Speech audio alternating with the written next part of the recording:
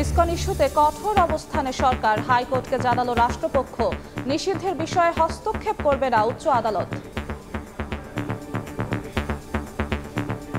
Court বলছে যে বাংলাদেশে আমরা হিন্দু, বৌদ্ধ, খ্রিস্টান এবং যতটুকু ধর্মের অনুসারী আছে, আমরা প্রত্যেকটা অনুসারীরা খুব মিলেমিশে খুব সুন্দরভাবে বসবাস করতেছি। আইনজীবীরা যেন নির্বিঘ্নে ও নিরাপদে তার পেশা পরিচালনা করতে পারে সেই পরিবেশ নিশ্চিত করতে হবে। আমরা অবিলম্বে আইনজীবী সুরক্ষা আইন প্রণয়ন করা দাবি জানাচ্ছি। দেশ বিরোধী ষড়যন্ত্র এখনো থেমে নেই। ইসকন ইস্যুতে সরকার ও দেশবাসীকে সতর্ক থাকার তাগিদ রাজনীতিকদের।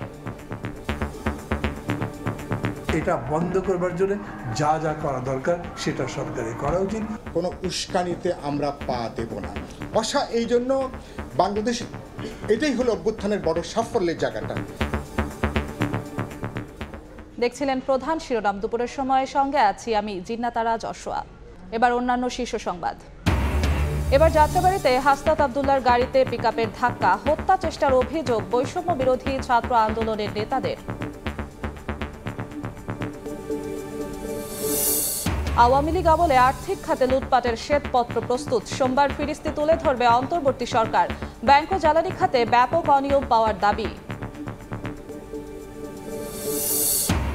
শঙ্কাই হলো সত্যি, রামপাল বিদ্যুৎ কেন্দ্রের দূষণে হুমকিতে বিশ্ব ঐতিহ্যের সুন্দরবন। কমছে জলজ প্রাণী, বিপর্যয় ঠেকাতে দ্রুত উদ্যোগ নেয়ার তাগিদ।